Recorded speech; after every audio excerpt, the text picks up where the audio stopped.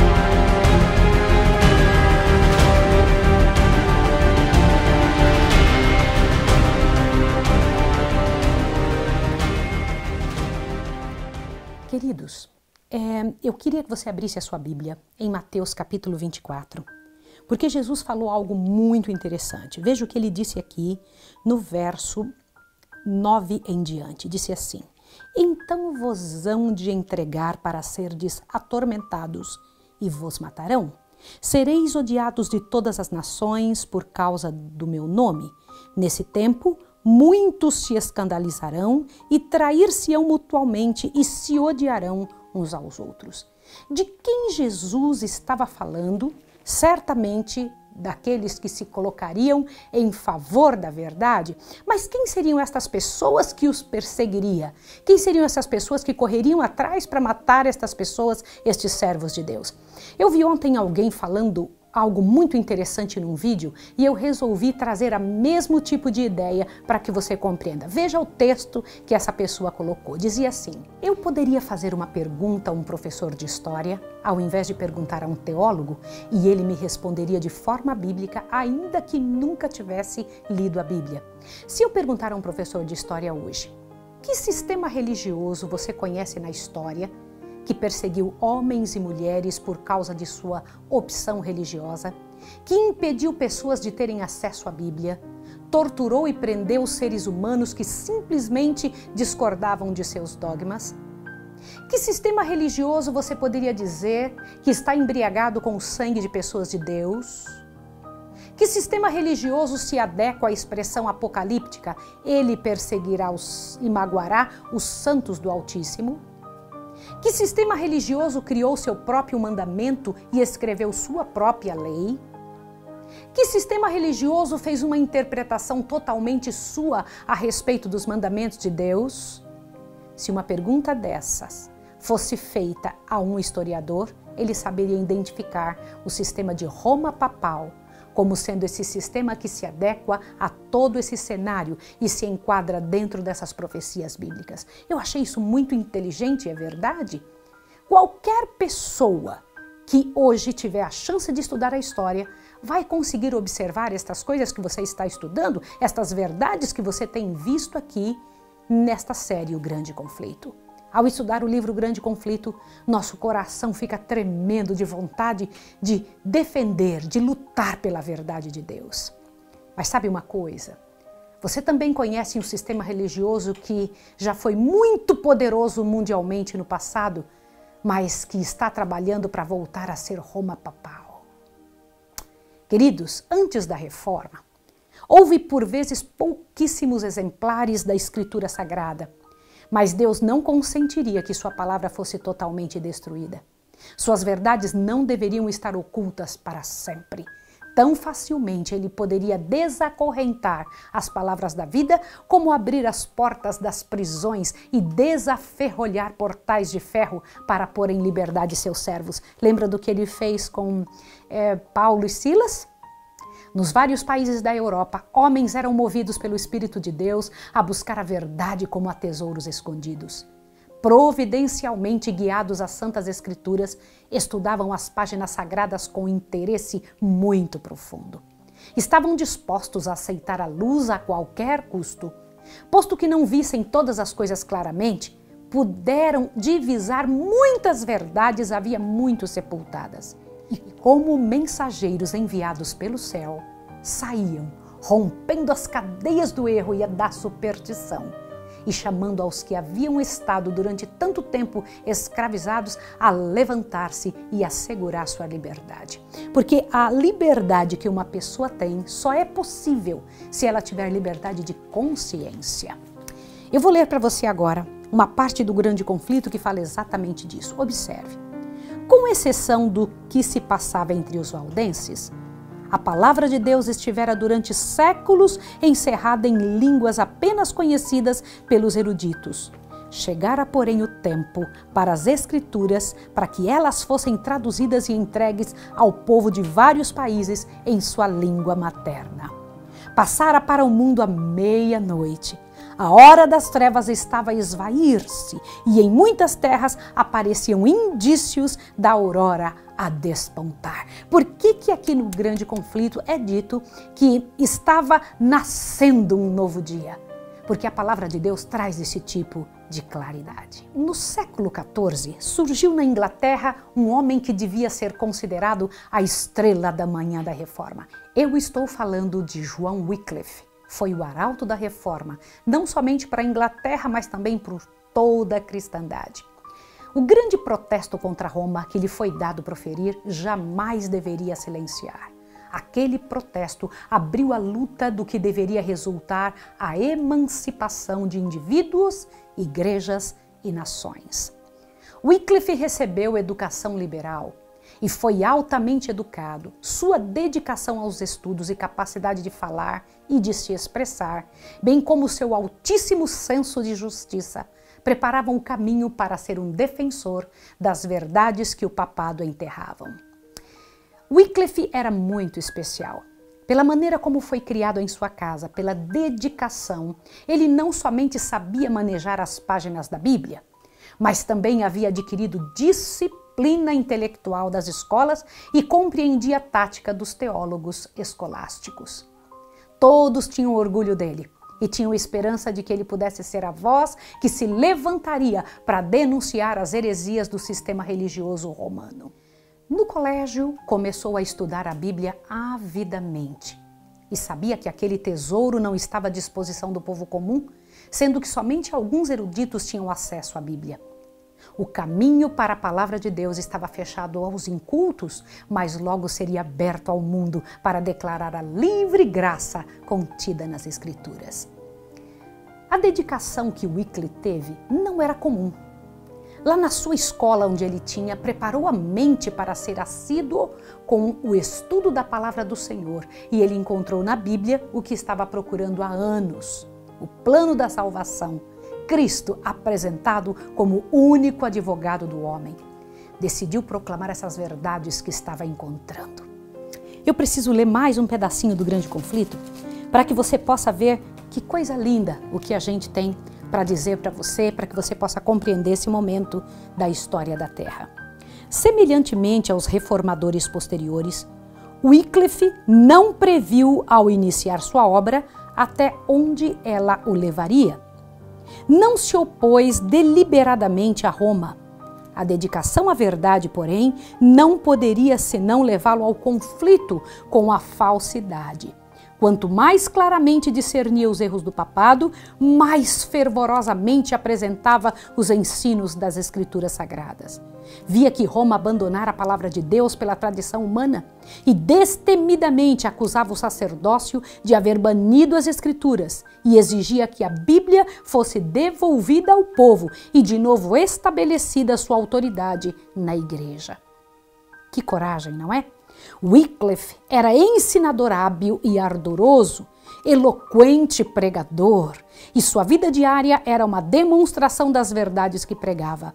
O conhecimento das Escrituras, a força de seu raciocínio, a pureza de sua vida e a sua coragem e integridade inflexíveis conquistaram-lhe geral estima e muita confiança. As pessoas estavam muito descontentes com a fé anterior e quando Wycliffe começou a pregar as heresias de Roma, encheram-se de ânimo, de fé e se animaram a continuar e ajudá-lo. Perspicaz, eloquente, dedicado, assumiu ousada atitude contra os pagamentos do tributo altíssimo que o rei tinha que pagar ao clero e mostrou que a palavra de Deus não exigia isso. Os dirigentes do país perceberam que havia uma voz para defendê-los e, unindo-se em negar atender às exigências da Igreja Romana, assim foi dado um golpe eficaz contra a supremacia papal na Inglaterra. Outro mal imenso foi a Ordem dos Frades Mendicantes. O que era isso? Era uma ordem que ensinava e fazia com que as pessoas parassem de trabalhar para viver somente do que a população desse a estes frades. Estes frades encheram a Europa com a desculpa de que deveriam ser sustentados pelo povo e pela coroa. E outros lhe seguiram o exemplo. Com a pretensa ideia de santidade, eles abusavam da fé das pessoas, roubando delas o sustento próprio, usando a prerrogativa de que a igreja no tempo de Cristo era sustentada dessa forma. E muitos jovens seguiam este exemplo tenebroso de preguiça, de ócio, com a capa de serem santificados. Monstruosa desumanidade se seguiu para com os pais destes jovens, que eram desobedecidos para obedecerem à igreja em favor desta falsa representação dos monges, ao parecerem que seus filhos se uniam a eles. Eu vou explicar melhor isso para você. É que, na verdade, esses frades faziam parecer ao mundo que se o filho daquela determinada família se unisse a eles, não deveria mais dar nenhum tipo de atenção aos seus pais e nem mesmo ouvir-lhe qualquer tipo de orientação. Preste atenção nisso. Por medo da influência desses monges, que enxameavam as universidades, os pais passaram a não mandar os filhos a estudar e a ignorância correu livre em toda a Inglaterra. Agora observe mais um pedaço do grande conflito. O Papa conferia a estes monges a faculdade de ouvir confissões e conceder perdão. Essa é uma parte importantíssima para você poder compreender. Isso se tornou fonte de grandes males, inclinados a aumentar seus lucros. Por que lucros? Esses frades cobravam para conceder perdão. É isso mesmo que você está ouvindo. Então, o perdão, qualquer trabalho feito pela igreja, era pago. Então a pessoa tinha que lutar para conseguir um dinheiro para comprar aquilo que em Deus era totalmente gratuito. Deixa eu continuar falando, olhe bem.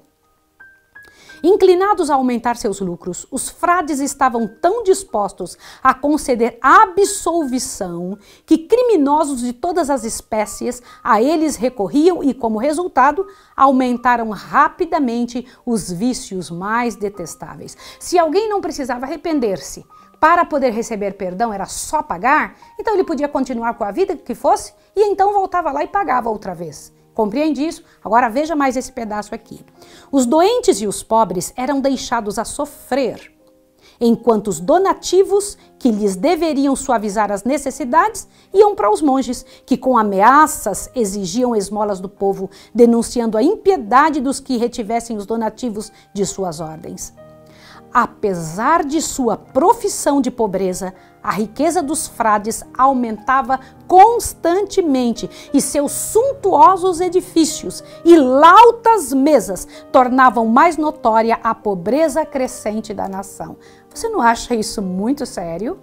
Olhe bem, contudo, Os frades continuavam a manter o domínio sobre as multidões supersticiosas e a levá-las a crer que todo o dever religioso se resumia em reconhecer a supremacia do Papa, adorar aos santos e trazer donativos aos monges, e que isso era suficiente para garantir o seu lugar no céu. Irmãos, pode imaginar uma situação como essa? Era esta a fotografia dessa época. E era por isso que Wycliffe começou a tomar uma posição tão séria. Observe, antes de Wycliffe, homens tentaram iniciar uma reforma na fé. Mas foi Wycliffe quem teve a coragem de expor a igreja como organização falsa que deveria ser abolida e pregava sem medo. Os monges se viam sem sucesso no seu trabalho de vender perdão e começou assim uma guerra contra nosso herói, contra essa estrela da manhã da reforma. Os monges recorriam à Bíblia dizendo que Jesus e seus discípulos tinham sido sustentados pela caridade do povo, e isso levou o povo a buscar informações diretamente da palavra de Deus e descobriram outras maravilhosas verdades. Eu preciso comentar isso com você. Quando se ouviu dizer que a igreja do tempo antigo tinha sido sustentada pelo povo, as pessoas correram nos únicos exemplares que se possuía da Bíblia, que aliás era o próprio Wycliffe que estava passando para a língua inglesa. Então descobriram mais verdades ainda. Você já percebeu que as lutas do inimigo sempre acabam em benefício para com Deus? Wycliffe começou a distribuir folhetos explicativos ao povo e as palavras do Papa começaram a ser colocadas ainda mais em dúvida e milhões de pessoas estavam tendo a oportunidade de sair daquele sistema de cativeiro religioso. Deus levou Wycliffe a defender os direitos da coroa contra o sistema papal opressor e passou 2 anos na Holanda como embaixador real, conversando com os emissários do Papa de forma direta. Ali ele ficou sabendo ainda mais detalhes hostis e desonestos diretamente da França, da Itália, da Espanha, que eram pilhados pelos dignatários de Roma, e voltou para a Inglaterra mais decidido ainda a declarar a verdade. A declarar a cobiça, a declarar o engano como deuses de Roma. Foi então nomeado reitor de Lutterworth, o que provava que o rei o estava apoiando. Logo os trovões papais se desencadearam contra ele. 3 bulas papais foram expedidas para o rei, para a universidade e para os prelados para fazerem silenciar Wycliffe. Alguns bispos insistiram com Wycliffe para comparecer perante eles em julgamento, e Wycliffe foi. Mas o povo adentrou e avolumou-se tremendamente ao redor do local do julgamento, que intimidou os juízes, e o processo foi temporariamente suspenso. Nessa ocasião, Wycliffe foi junto com 2 príncipes muito impressionantes da época. Esses eram pessoas que tinham muito valor diante da coroa, e isso intimidou também o Papa, não é? Com o falecimento de Eduardo III, o protetor de Wycliffe subiu ao trono, mas a ordem era prisão imediata do herege reformador. Olha só, agora eu vou ler mais um pedacinho para você. Mesmo com toda a força e toda a luta que havia a favor de Wycliffe, mesmo com gente poderosa no poder da época, ainda assim, Wycliffe foi condenado. Observe o que vai acontecer agora. Essas medidas indicavam de maneira direta a fogueira. Parecia certo que Wycliffe logo deveria cair vítima da vingança de Roma. Mas aquele que declarou outrora a alguém: "Não temas, eu sou teu escudo", de novo estendeu a mão para proteger o seu servo. A morte veio não para o reformador, agora te assuste, mas para o pontífice que lhe decretara a destruição. Olha isso aqui. Gregório XI morreu e dispensaram-se os eclesiásticos que se haviam reunido para o processo de Wycliffe. Como é que é interessante isso? O Senhor Deus toma na mão, e aliás, a história está na mão de Deus. Quando nós entregamos ao Senhor as situações que estamos passando, Ele toma na mão e vai em nosso favor. Deus estava vindo com a providência. Com a morte de Gregório, 2 papas foram eleitos, presta atenção nisso, e ambos faziam guerra entre si. Lutavam para ganhar a mente do povo um contra o outro, prometendo recompensas e lugar no céu para quem apoiasse. Isso foi enfraquecendo o papado e Wycliffe teve algum sossego por um determinado tempo. o que lhe deu chance de trabalhar mais ainda para conduzir a mente do povo a Jesus, o príncipe da paz. Cada passo ia abrindo os olhos do povo e mais folhetos foram produzidos explicando os cismas dos dois papas inimigos. Pregava o evangelho aos pobres abertamente e, para lhe ajudar, organizou um grupo de pregadores que iam a todos os lugares, praças, vilarejos, e a Inglaterra toda foi desvendada das unhas papais. Eu vou ler mais um pedaço do Grande Conflito para você ver o que aconteceu então. Observe. Como professor de teologia em Oxford, Wycliffe pregou a palavra de Deus nos salões da universidade. Tão fielmente apresentava ele a verdade aos estudantes, sob sua instrução, que recebeu o título de doutor do Evangelho. Só que eu gostaria que você observasse agora este local onde nós estivemos lá em Oxford. Estivemos na mesma universidade em que Wycliffe dava estas aulas. Olá, queridos! Nós estamos aqui numa das universidades mais antigas de Oxford, aqui na Inglaterra. E por estas portas antigas, mas nestes prédios, que hoje passam tantas pessoas, e eu também estou aqui trazendo você hoje, passou ninguém mais, ninguém menos do que John Wycliffe. Wycliffe deu aula neste local, nesta faculdade. E daqui se desenrolou toda essa história tremenda que estamos contando. Um homem que fervorosamente, com classe, com coragem, com coração na obra, fez tudo o que podia pelo Evangelho da paz, pela verdade do Senhor, para que a palavra de Deus chegasse a todos os lugares. Quando eu ouço pessoas falando em todas as línguas aqui, nós encontramos chineses, japoneses, nós encontramos hindus, indianos, ingleses neste local. Eu sei que também a palavra de Deus foi traduzida para a língua do povo simples, que antes era só na língua erudita, por Wycliffe, este herói de nosso trabalho, de nossa igreja, esse herói do mundo cristão que tanto trabalhou pelo Evangelho da Paz, um dos grandes reformadores. Nós estamos no espaço interno da universidade, em que aqui no livro Grande Conflito menciona que Wycliffe deu aula onde ele foi professor. Na verdade, Wycliffe foi o tradutor da palavra de Deus para a língua inglesa. A primeira tradução na língua do povo foi feita por ele. E dentro dos espaços internos dessa universidade foi que muitos dos planos que este homem teve foram concretizados no seu coração pela ação do Espírito Santo. Mas a sua maior obra foi a tradução das Escrituras para a língua inglesa. Mas Wycliffe trabalhou tanto que envelheceu rapidamente e adoeceu atacado de perigosa enfermidade. Logo chegou aos ouvidos do clero e dos monges e vieram vê-lo em seu leito, pedindo que se arrependesse das palavras ditas e daqueles folhetos escritos.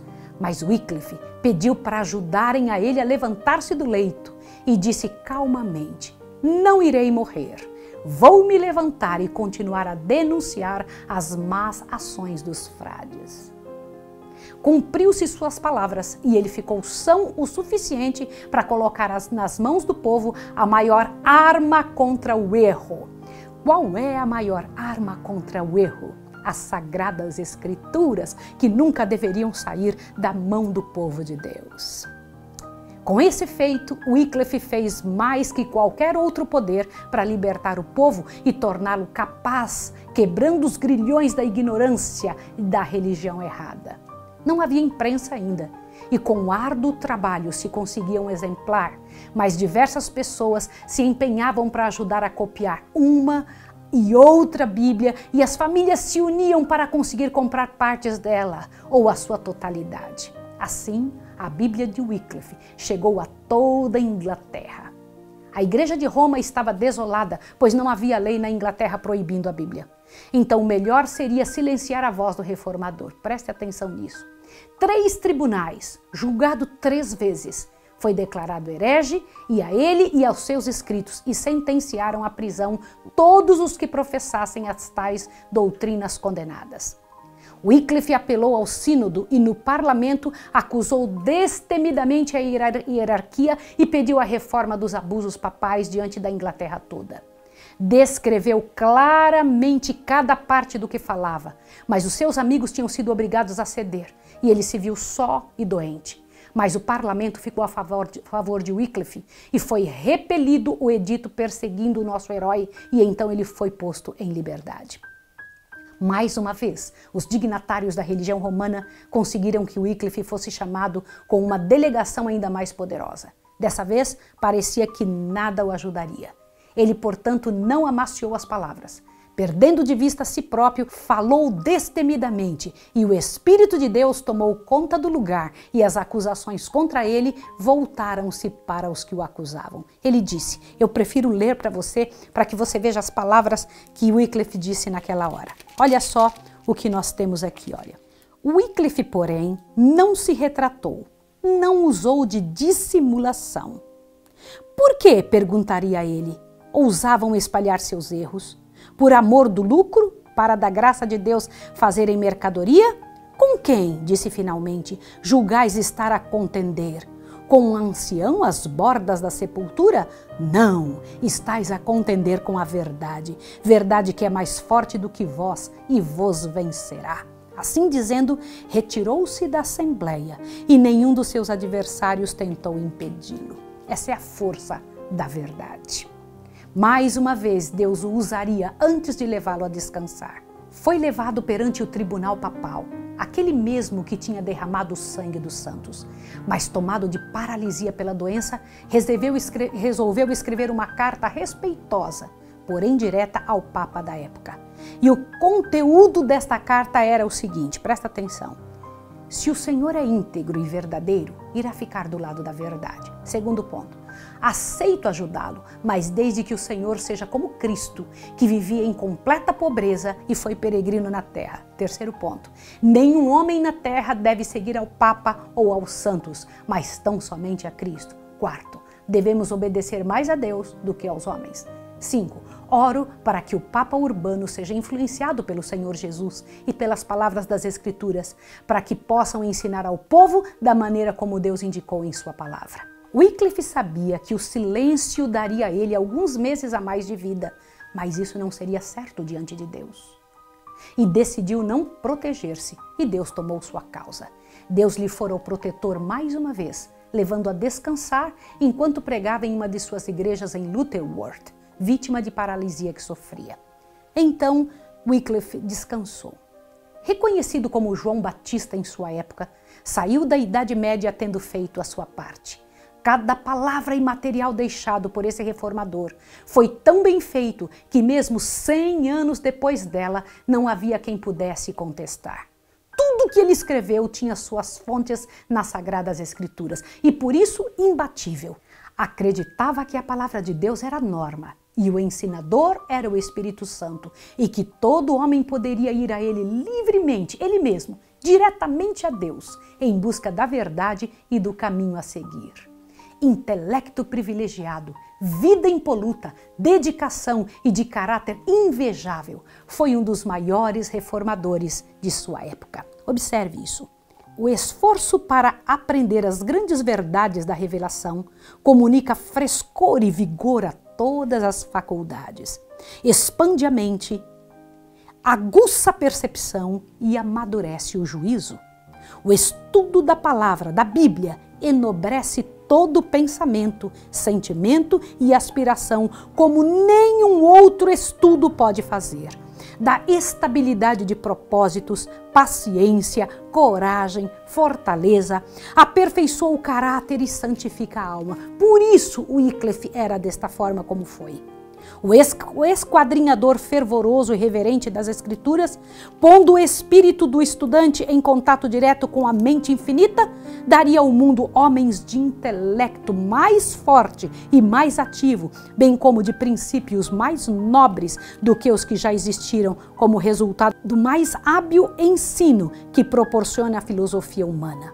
A exposição às tuas palavras provoca luz, diz o salmista, dá entendimento aos simples. Os escritos de Wycliffe se espalhou por toda a Inglaterra e fora dela também, e os pregadores que se atreviam levavam as mensagens às multidões que se convertiam. o catolicismo estava sendo removido e a bandeira de Cristo foi levantada.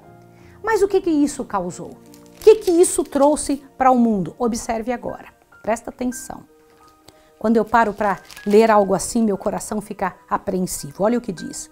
Logo, porém, a impiedosa tempestade da perseguição irrompeu sobre os que haviam ousado aceitar as Escrituras como guia. Os reis ingleses, ávidos de aumentar seu poder mediante o apoio de Roma, não hesitaram em sacrificar os reformadores. Pela primeira vez na história da Inglaterra, a fogueira foi decretada contra os discípulos do Evangelho. Martírios sucederam a martírios.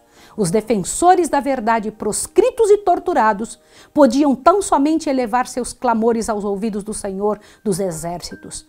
Perseguidos como inimigos da igreja e traidores do reino, continuaram a pregar em lugares secretos, encontrando abrigo o melhor que podiam nos humildes lares dos pobres e muitas vezes refugiando-se mesmo em brenhas e cavernas. Apesar da fúria da perseguição, muitos deram a vida e aprenderam a amar a palavra de Deus como regra de fé e prática.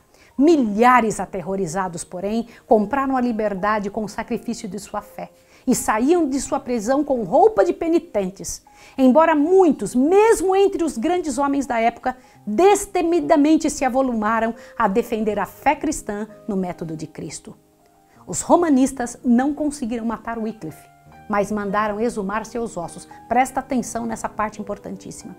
Mandaram exumar seus ossos e os queimaram em praça pública, e as cinzas foram lançadas no riacho ao lado.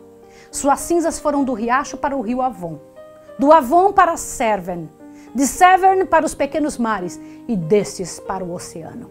Assim, a doutrina de Wycliffe foi espalhada pelo mundo. Pouco imaginavam seus inimigos o significado de seu ato, e foi através dos escritos de Wycliffe que Hus, lá na Boêmia, foi levado a renunciar muitos erros do catolicismo e entrar na obra da reforma. Dois países tão largamente separados, porém unidos pela semente da verdade. As pessoas que foram dirigidas para a palavra de Deus e estavam se preparando o caminho para a grande reforma que viria. Você vê como o Senhor Deus, em sua grande misericórdia, conseguiu fazer permanecer a palavra da vida, não só diante do povo, mas também diante do clero, porque eles tiveram a oportunidade de poder estudar, de saber que estavam errados. Isso tem me feito pensar muito. No próximo episódio, nós vamos ter a chance de saber a respeito do que aconteceu dali em diante. Veremos a vida de dois grandes heróis que fazem parte da nossa história. Eu vou orar com você. Querido Deus e amado Pai, abençoe essa pessoa, porque nós sabemos que os fogos, aqueles da ira, Pai de amor, contra a Tua palavra, serão levantados novamente. Pessoas serão perseguidas e que nós possamos estar, Pai de amor, não só avisados, mas determinados a defender a Tua verdade. Em nome de Jesus. Amém. Vejo você no próximo episódio. Um abraço.